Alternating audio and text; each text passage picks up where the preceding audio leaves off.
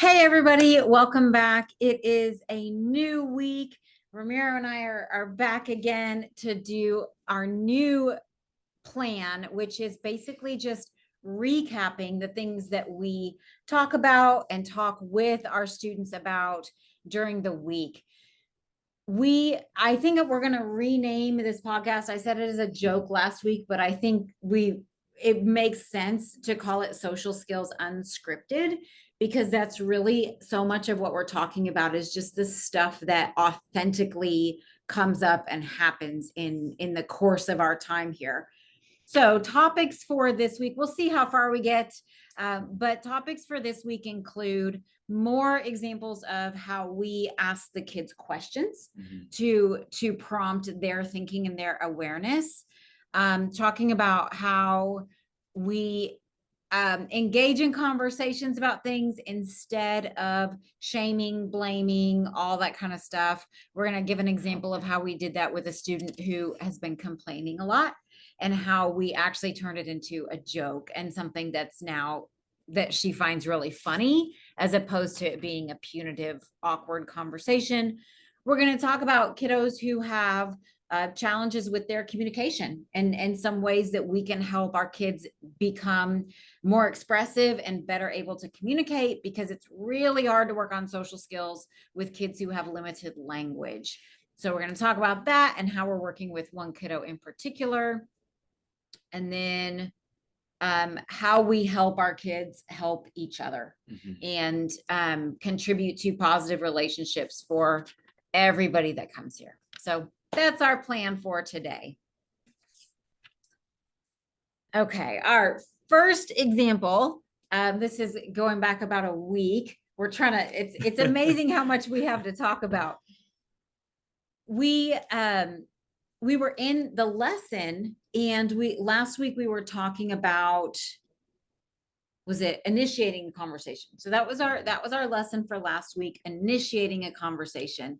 And Ramiro was teaching the class, and he was trying to illustrate the point. And so he just chose one of the students, and he said something to him in the way that we teach our kids to initiate a conversation. And he was just doing it as an example. He wasn't even expecting the student to say anything back. Do you remember what you said to him? Yes, we were talking about like noticing something to make a comment about, to start a conversation with someone. And so this student had it was like a Minecraft water bottle. And so I used one student as an example for saying that he recognized that water bottle. And so his comment to that student would have been, "Oh, that's a really cool Minecraft water bottle. Where'd you get it?" And so that was just going to be the example. I wasn't expecting anything in return. But then the student took it and ran with it, just naturally. Yeah, he responded to Ramiro immediately and said, I think he said maybe thank you or something. And then he said to Ramiro, "What other games do you like to play?"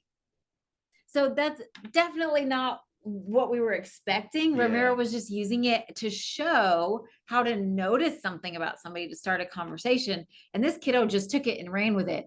And we have started making, I won't say making a big deal. We have started high-fiving the kids as often as possible, because high-fiving is very, very reinforcing.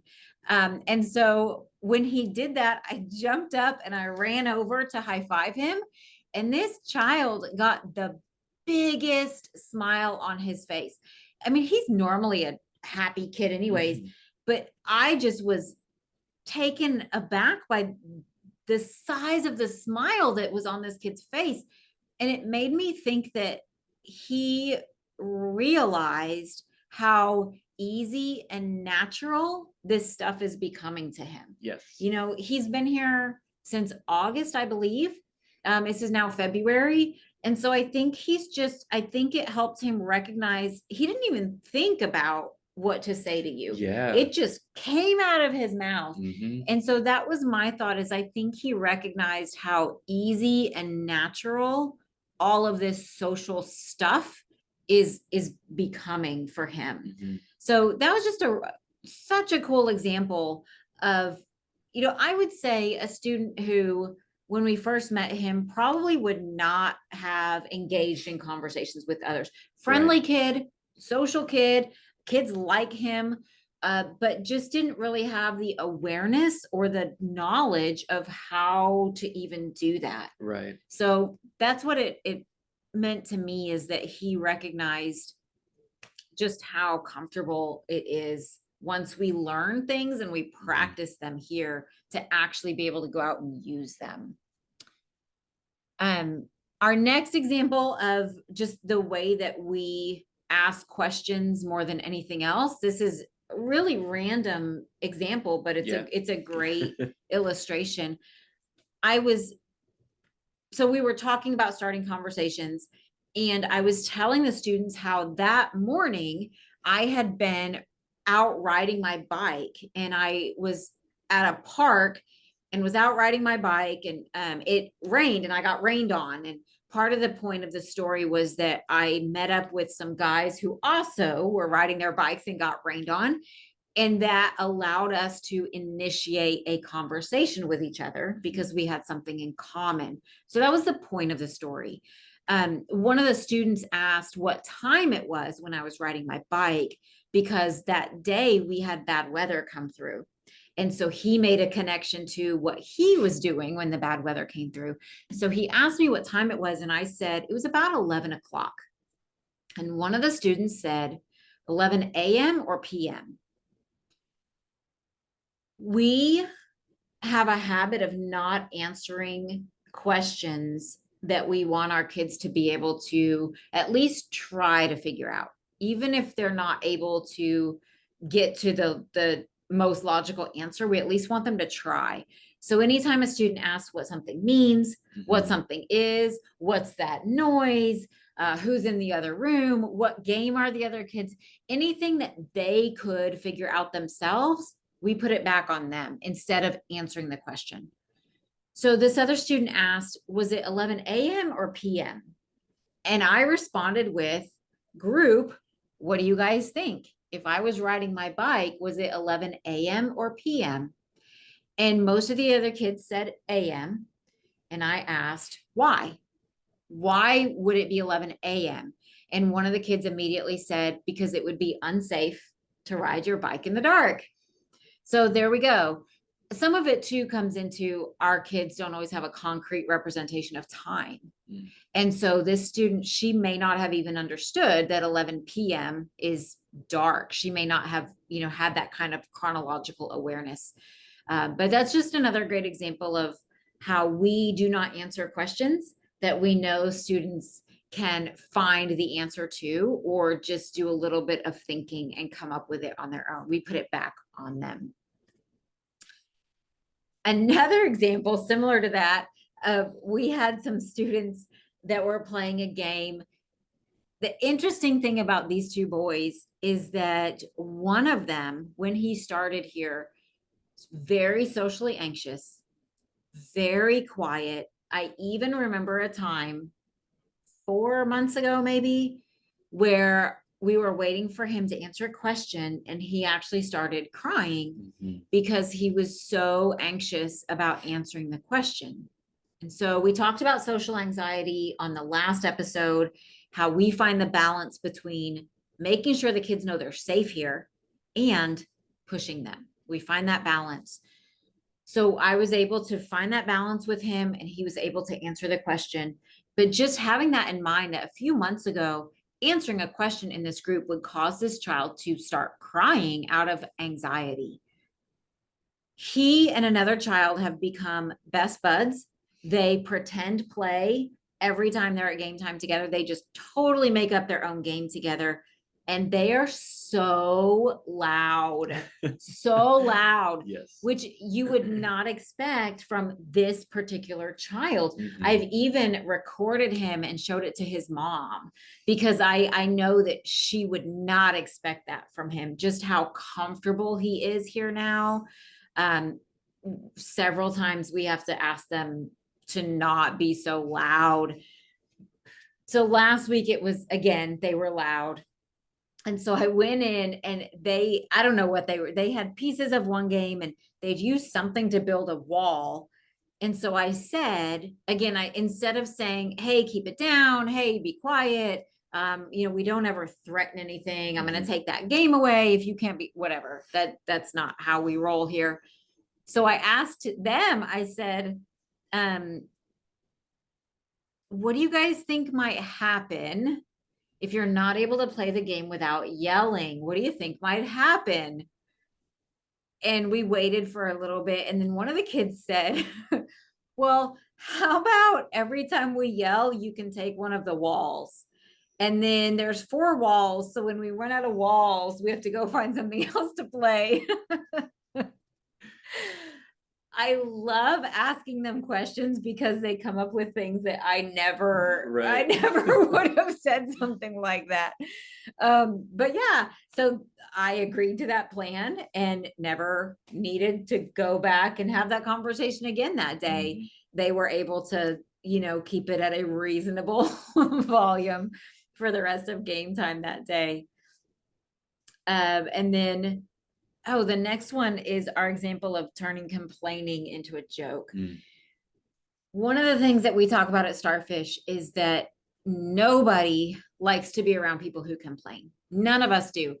Our kids tend to have reputations for complaining because they don't recognize how they come across to other people. And they're also, we tend to be very black and white and very truthful. And so they're just saying what they think or how they feel without recognizing that, we talk about using our social filter. We talk about thinking about how it makes other people feel when we complain about things. We have lessons about how to turn complaints into problem solving. We had that one recently. It's really just our kids don't understand how they come across. And so often the way they communicate can be interpreted by other people as complaining. So this sweet, sweet child, she's been with us for several years. She's middle school and she's very likable. She has an amazing personality. I think because she struggles to relate to other kids, complaining has become a default for her. It's more observational. It's more her observations about things, her feelings about things. They just tend to be negative, right? The other things she doesn't like, the things that she doesn't want to do, the things that bother her. But she really is a very pleasant, enjoyable kiddo. So I just said, after a few minutes, I just said to everybody who was sitting around us, I'm waiting for the week when she does not complain. And I just said it just like that. And I had a big smile on my face and she started smiling and the other kids around started smiling. And she asked, do I really complain a lot? And I said, what do you think? And she acknowledged that she does. And then I started mimicking her, but knowing that we are being playful. Both of us knew this was what we call friendly teasing. We're very aware of it. I would not have done this to a student that doesn't have that recognition. I started mimicking her and saying things like, I always hate it when the other kids in my class just talk about, YouTube and TikTok. And then like, I'm just tired and every day and I was just mimicking things that I've heard her say. And she was cracking up. And the other kids that were around us were laughing as well. That is such a better way to approach something our kids are struggling with than to be negative about it, than to pick on them, to get frustrated with them, to just be negative about it. And then we saw her yesterday at cohort and she started talking about it. She was telling me how she was trying to pay attention to if she was complaining about things or not. So I thought that was amazing. But again, that's the kind of relationship that we have with this student. She's been here for several years. She's got a really great personality. I would not do the same strategy with a student that was more anxious or a student that was newer or a student that doesn't understand the concept of friendly teasing. Mhm. So it definitely would have been a different approach to that. But because we know our kids so well, we have a pretty good idea of what's going to work and what's not. Mhm. We talked about how we have some students here who struggle with their communication and how those kids come to game time because they're not always able to benefit from the lessons.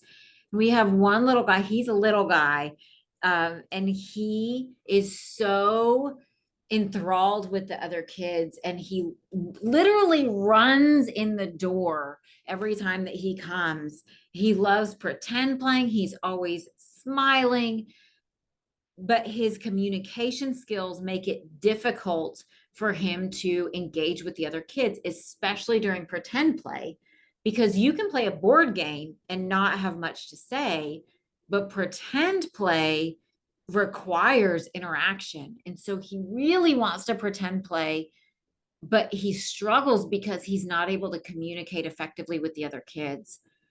So we just wanted to talk a little bit about how we support him here. We do this really with everybody, but I think it's much more impactful for our kids who have developing language is that we don't assume we know what they're going to say. Mhm. We don't assume we know what they want or need. We actually require them to say it. I can think of a couple weeks ago, he was trying to get a game off the shelf, and he's little, as I said. So he's stretching and reaching and he's making noises, right? And one of our teaching assistants comes over and is predicting what he's trying to get. And so I just said, oh, I have no idea what he wants. I wonder what he wants. I'll be glad to help him as soon as I know what he wants. And then he has to take the initiative to communicate what it is that he wants. The same, we sat down to play sorry. He's got to communicate what color he wants to be. He's got to communicate, he wanted to go play another game after a little bit, and he just got up and walked away. Oh, that's not how that works, right? What do you want to tell us? What do you want to do? And then he's got to communicate, I want to go play that game. Okay, so that's our big strategy for kids who are emerging with their language, is just to have them talk as much as possible. He reminds me of a student who's learning a new language and who's trying to piece together, okay, how do I say this? Does this make sense? How does this work? But we can really see his language growing, but it doesn't grow if we don't require him to use it, right? So if you have a kiddo or students who are more challenged with their language skills, you stop assuming what they want or what they're going to say, stop predicting, stop doing things for them, and just expect them to communicate and tell you what they want and what they need. That way their language skills will start to develop faster. Again, it's difficult to work on social skills when language skills are the big challenge. But once language skills come on board, we're going, especially with kiddos like him who he's really engaged in the group. He really wants to be part of the group. We just got to work on those language skills so that he can communicate better and be part of the group easier. Absolutely. Okay, that was all me talking. I'm turning it over to Ramiro. I'll try to zip it. Okay. No. Okay. So on Wednesday night, we have a student who joins us for game time. He's not currently in a lesson, though he was in lessons before. But I've noticed, so this student has been here for several years now. And from when I remember him at the beginning compared to now, he's gotten a lot more social overall. He's been very engaged in the group. He's eager to hang out with a couple of students in particular. And he just loves being involved. Steph, if you can, I don't know if you agree, but it's almost as if his social or his ability to socialize is limited, and so he relies on asking someone a question, even if he already knows the answer to the question. But to him, he's talking to someone and in engaging with someone, even though he's just repeating the same question over and over again. That's a great observation, because, and absolutely, it's typical if you wonder why your child or your student does that, right? They Mhm. ask questions they already know the answer to, or they ask questions that have nothing to do with what anybody's talking about, or Mhm. they repeat things. We used to have a student that would repeat, I love you, I love Mm. you, right? It's because they do not yet have the skill set to have an authentic interaction. Mhm. And so they learn what gets people's attention. Questions get people's attention, right? Mhm. The student who would say, I love you, obviously that gets people's attention, right? People want to respond to that. Someone who constantly says things like, I have a dog, Mhm. right? It gets people's attention. So, yes, that's why kids who maybe have more struggling social skills or more Mhm. struggling language skills often ask questions, even if they already know the answer, or repeat things over and over, or say certain phrases because they've learned that that gets them social engagement. Mhm. So our next level from there, which is really good because it means Right. they want social engagement, Right. right? So then, yeah, the next level from there is, how do we break out of the repetition Mhm. and start being more authentic with what we want to say? Absolutely. And so he's loved engaging with like two of the students in the group in particular, and these students, they love hanging out with him, they love engaging with him too. They all make each other laugh all the time, so they simply enjoy each other's company. And so the student knows that, and so he's always asking these two students to say a joke or to um, like to say something in particular. Like he has a few different things that he likes for them to say because it makes everyone in the group laugh. Um, but he does that over and over again. And so after, about 5 minutes of him asking for the student to say this joke again, they stopped responding to it. They stopped acknowledging the question, and they were continuing with the conversation that they were already having. And so the student was, continuing trying to get their attention. So he was saying their names. Um, and the other students were just having their conversation, and so I jumped in and I said, hey, I noticed that you're repeating the same question over and over again, and and I don't think that these two want to joke about that anymore. Like they might want to talk about something else now. So I asked him, so what else do you want to talk about? And the student, he apologized, and I made sure he knew, like, you don't have to apologize for it. It's just we just have to make a new plan now, so that way we don't like annoy the other kids, or so that they still want to engage with us.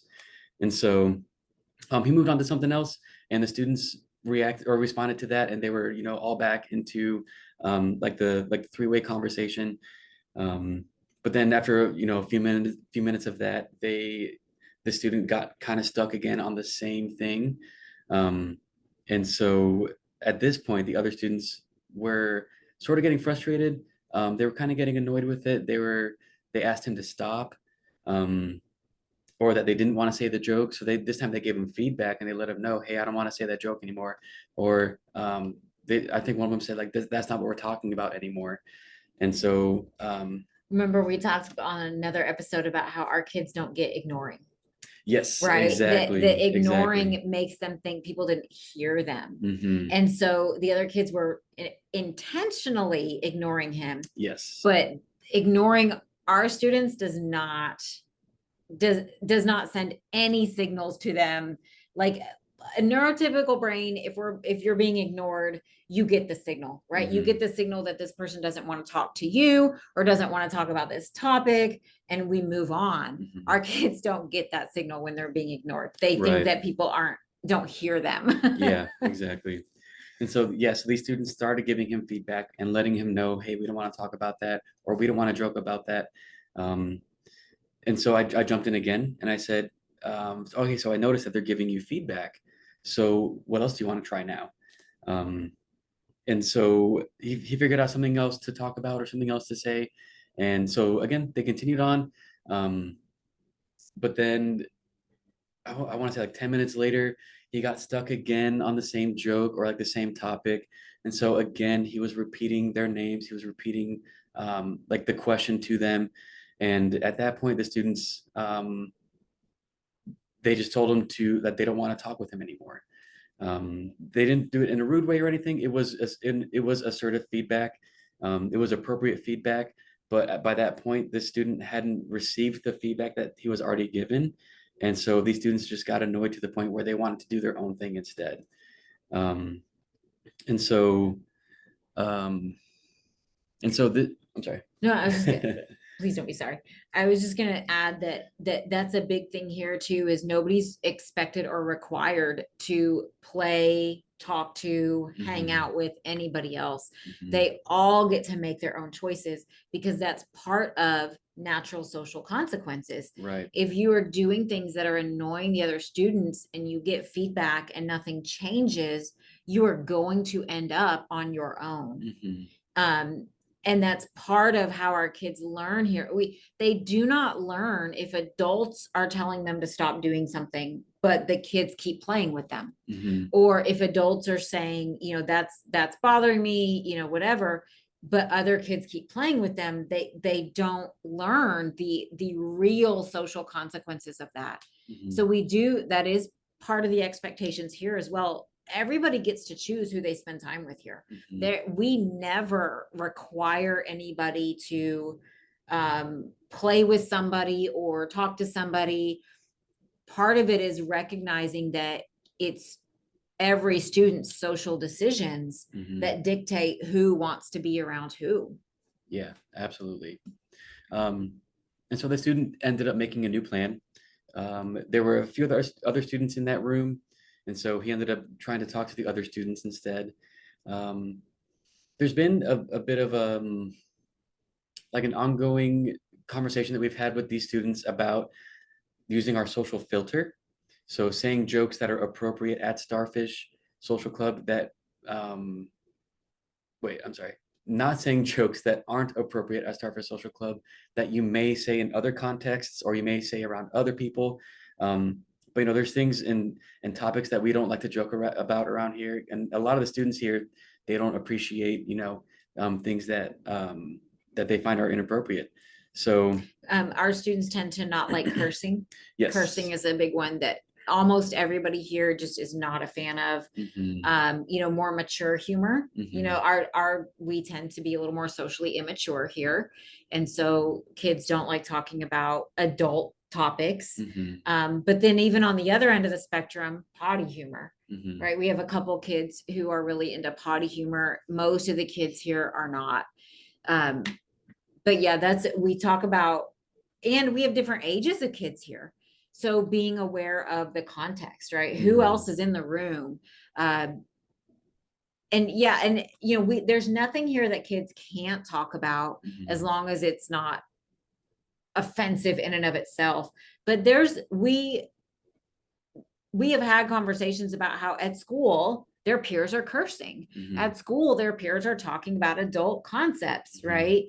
But just recognizing that here, most of the students do not want to talk about those things. Hmm. And so it's incredibly important that our kids learn to recognize different contexts and how the expectations can be different in different contexts. We talked in the last episode about um I just forgot what we called it, about um the hidden rules. The hidden Yes. rule, that's another great example of hidden rules. Who can Hmm. you curse in front of? Who can you tell adult jokes in front of, Hmm. right? Yeah, absolutely.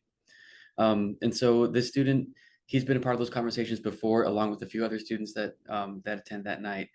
Um, and he ended up saying a joke or like encouraging another student to say something that he knew was inappropriate for this group. And so, knowing that the students didn't want to be a part of that, that student had to choose. He had to make a new plan, and he had to join another group of students instead.